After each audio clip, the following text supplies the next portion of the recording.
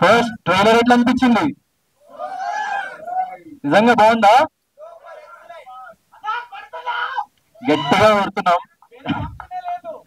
So thank you అందరికి, ఇక్కడికి వచ్చిన ప్రతి ఒక్కరికి, మీడియా మిత్రులకి, then chief guest and mainly Murali Naik గారి ఫ్యామిలీ మెంబర్స్ కి ఐఎమ్ వెరీ వెరీ థ్యాంక్ఫుల్ మా ఈవెంట్ కి వచ్చినందుకు. సో నేను నా స్పీచ్ ని 3 పార్ట్స్ గా నేను డివైడ్ చేసి చెప్పబోతున్నా. First is solo boy film గురించి.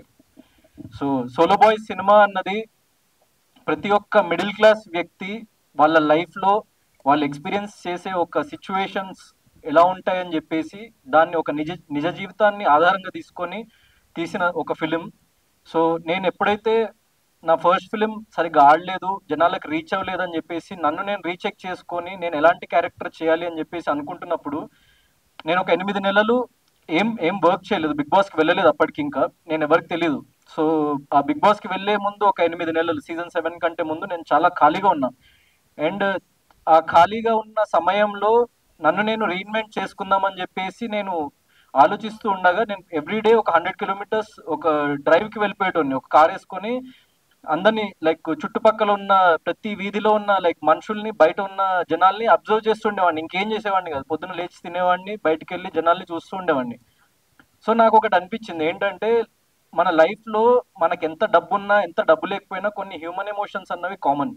అంటే మనకి ప్రేమ కానీ, బాధ కానీ, లేకుంటే మన ఫ్యామిలీ కానీ, మన ప్యాషన్ కానీ, ఎంత తక్కువ డబ్బులు ఉన్న వాడికైనా ఎంత ఎక్కువ డబ్బులు ఉన్న వాడికైనా వాడికి డబ్బులు కావాలి, వాడికి ఒక రెస్పెక్ట్ కావాలి సమాజంలో, వాడికి ప్రేమ కావాలి, వాడి కుటుంబ సభ్యులు ఆనందంగా ఉండాలి. సో ప్రతి ఒక్క మనిషి కోరుకునేది ఇది ఒక్కటే లైఫ్ లో. వాడికి ఎన్ని లక్షల కోట్లు ఉండని వాడి దగ్గర ఎంత లైక్ 100 రూపాయలు డైలీ సంపాదించే వ్యక్తి కూడా అదే కోరుకుంటాడు. సో ఈ కామన్ ఎమోషన్స్ తో ఉన్న ఒక సబ్జెక్ట్ చేయాలరా, purely based on like true incidents అయి ఉండాలని చెప్పేసి అనుకొని ఈ స్టోరీ స్టార్ట్ చేయడం జరిగింది.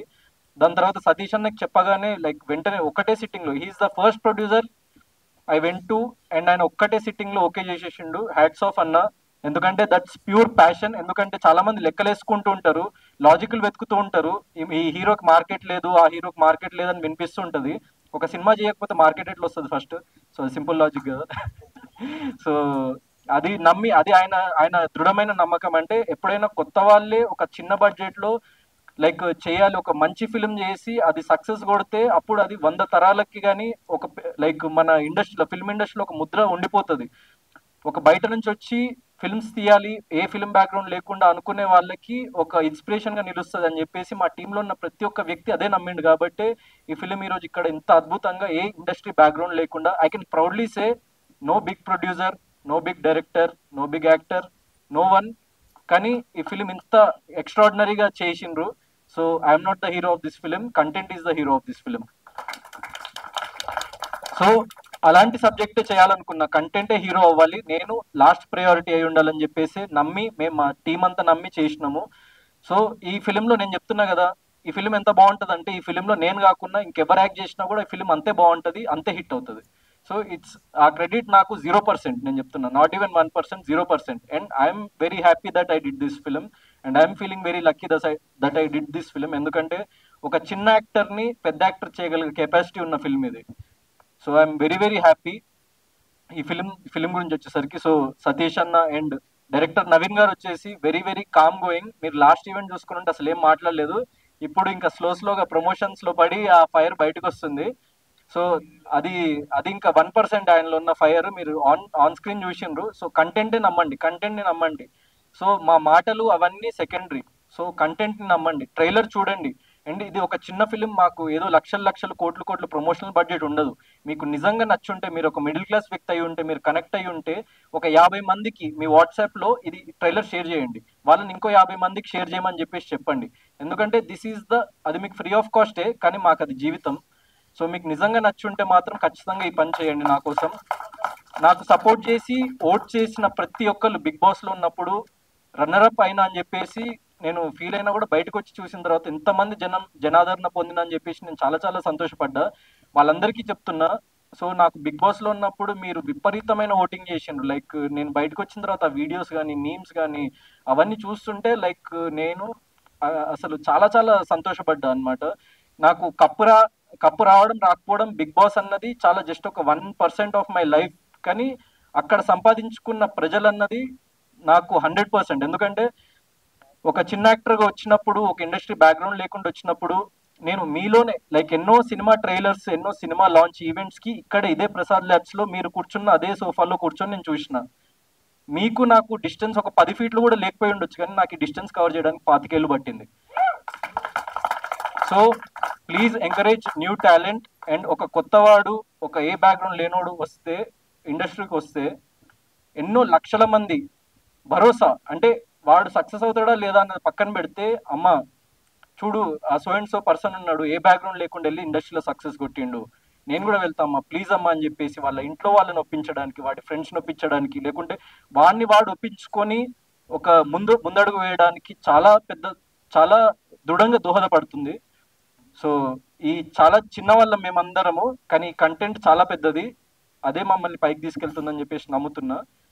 This is about solo boy film. Second thing, Muralinayak గారి ఫ్యామిలీ. మేము మెయిన్గా మురళీనాయక్ గారి ఫ్యామిలీని పిలిచి ఫెలిసిటేట్ చేద్దామని ఎందుకు అనుకున్నామంటే, ఎంతోమంది లైక్ డైరెక్టర్స్, యాక్టర్స్, వాళ్ళు చాలామంది మాకు సపోర్ట్ చేసే వాళ్ళు ఉన్నారు, వాళ్ళని పిలవచ్చు, లాంచ్ చేయొచ్చు.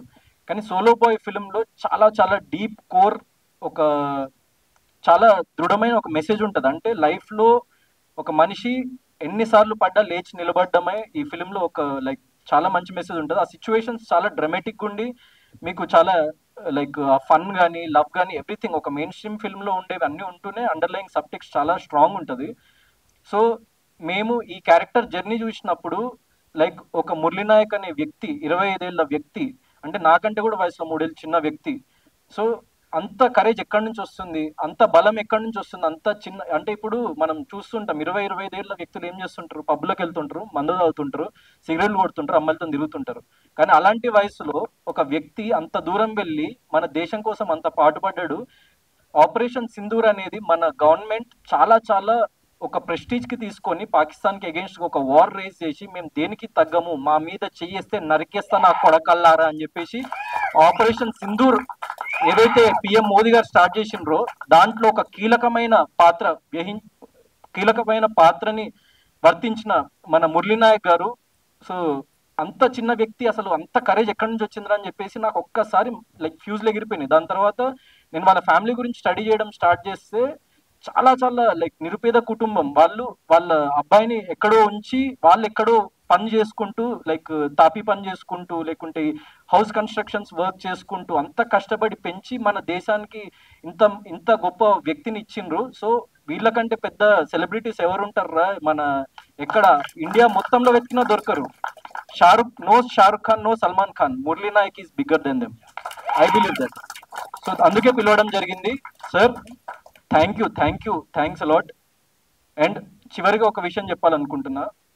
నేను సోషల్ మీడియాలో ఒక చిన్న కమెంట్ చూసిన ఒకసారి, అంటే చాలా వందల వేల లక్షల కమెంట్స్ వస్తుంటాయి, పాజిటివ్ వస్తుంది, నెగిటివ్ వస్తుంది, మనకు నచ్చిన వాళ్ళు ఒక్కొక్కటి అంటుంటారు. ఒక కమెంట్ నాకు స్టక్ అయింది. నేను బిగ్ బాస్ సీజన్ 8 నుంచి రన్నర్ అప్ అయి బయటికి రాగానే చాలా మంది లైక్ ఫ్యాన్స్ కానీ లేకుంటే నన్ను అభిమానించే వాళ్ళు వచ్చి చిన్న ర్యాలీ లాగా చేసి లైక్ నాకు పూలదండలు, గజమాలలు అవన్నీ ఏదేదో చేసిండ్రు అనమాట. సో అక్కడ వీడేం పీకిండ్రా, వీడికి ఇంత చేస్తున్నారని చెప్పేసి ఒక కమెంట్ వచ్చింది. సో నేను ఆలోచించిన, అవును కదరా, నేను ఏం బీకిన లైఫ్లో, నాకెందుకు ఇదంతా అని చెప్పేసి ఎప్పుడైతే మురళీనాయక్ గారి లైక్ చావు వార్త విన్నానో అక్కడ నేను ఇన్ని సంవత్సరాలు బ్రతికిన ఏదైతే లైఫ్ ఉందో ఒక్కసారిగా నాకు మనం బ్రతుకుతుంది కరెక్టేనా, లేకుంటే మనము నార్మల్ కామన్ పీపుల్ నుంచి ఇంత దూరం వచ్చినాం, మనల్ని ఇంత దూరం తీసుకొచ్చిన వాళ్ళు ఎవరు అని చెప్పేసి ఒక్కసారిగా ఆలోచించిన. సో నాకు ఏ సెలబ్రిటీ సపోర్ట్ చేయలేదు సార్, ఏ ప్రొడక్షన్ హౌస్ సపోర్ట్ చేయలేదు, ఏ పెద్ద డైరెక్టర్ సపోర్ట్ చేయలేదు, ఆడియన్స్ సపోర్ట్ చేసిండ్రు. ఆడియన్స్ నన్ను ఇక్కడ వరకు తీసుకొచ్చిండ్రు. సో నేను నన్ను అభిమానించిన ప్రతి ఒక్క ప్రేక్షకుడి కోసం ఏదో చేయాలన్న ఆలోచన తిరుగుతున్నప్పుడు ఈ మురళీనాయక్ గారి ఈ ఇన్సిడెంట్ జరిగింది. దాని తర్వాత నేను ఇంకా బలంగా ఆలోచిస్తూ ఏదైనా స్ట్రాంగ్ గా మనము ఒక పెద్ద ఈవెంట్ నా లైఫ్లో నెక్స్ట్ బిగ్ ఈవెంట్ ఏదైతే ఉంటుందో అక్కడ ఇది అనౌన్స్ చేద్దామని చెప్పేసి నేను ఫిక్స్ అయినా. అదేంటంటే సమవర్తి అనే ట్రస్ట్, అది ఒక నాన్ ప్రాఫిట్ షో ద్వారా నేను సంపాదించిన ప్రతి ఒక్క రూపాయి నుంచి 50 పైసలు దానికి డొనేట్ చేద్దాం అనుకుంటున్నా, మీ కామన్ పీపుల్ కోసం. అండ్ దాంట్లో ఫస్ట్ డొనేషన్ నా బిగ్ బాస్ లో నేను సంపాదించింది, నన్ను చాలా మంది అడిగింది ఎంత రెమ్యూనరేషన్ సంపాదించాను. 30 లక్షలు సంపాదించింది సార్ నేను 10 వారాల నుండి. 15 లక్షలు సమవర్తి ట్రస్ట్ కి నేను ఉన్న పలంగా నేను దానికి డొనేట్ చేస్తున్నా. అండ్ దాంట్లో ఫస్ట్ డొనేషన్ మురళీనాయక్ గారి ఫ్యామిలీకి 1 lakh రూపీస్ సభాముఖంగా ఇస్తున్నా. Please come. అండ్ ఈ సమవర్తి అనే ట్రస్ట్ ఏంటి అంటే, నేను నా సోషల్ మీడియాలో ప్రతి మంత్ 1st తారీఖు రోజు ఆ ట్రస్ట్ ద్వారా నేను ఎంత డొనేట్ చేసిన అన్నది నా సోషల్ మీడియా హ్యాండిల్లో ఉంటుంది. నా సోషల్ మీడియా హ్యాండిల్లో ఉన్న ఈమెయిల్ ఐడిని మీరు డైరెక్ట్గా క్లిక్ చేస్తే అక్కడ వస్తుంది. అక్కడ మీరు సమవర్తి అని సబ్జెక్ట్ టైప్ చేసి మీకున్న ప్రాబ్లం ఏంటో చెప్పండి. నేను ఈ ప్రపంచంలో ఉన్న అందరి వ్యక్తుల ప్రాబ్లమ్స్ తీర్చగలిగే అంత గొప్పవాడిని కాదు, అంత ఆస్తిపాస్తులు నా దగ్గర లేవు.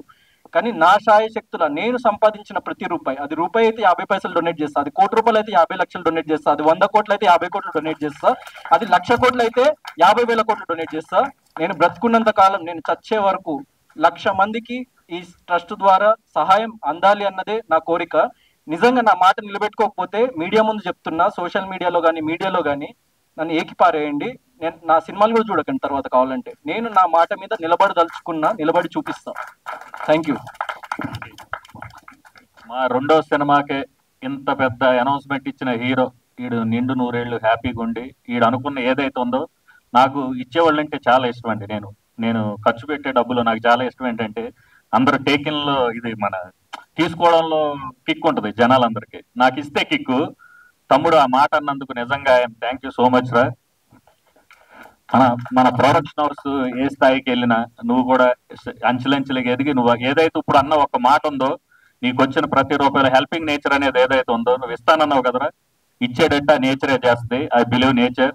థ్యాంక్ యూ తమ్ముడు, థ్యాంక్ యూ, లవ్ యూ. ఈ సోలో బాయ్ పెద్ద హిట్ కొట్టి సోలో బాయ్ లోంచి వచ్చిన డబ్బుల్లోంచి కూడా మనం మంచి ఏదోటి వ్యవహారం చేద్దాం. సభాముఖంగా మేమే చెప్తున్నాం. Thank you so much.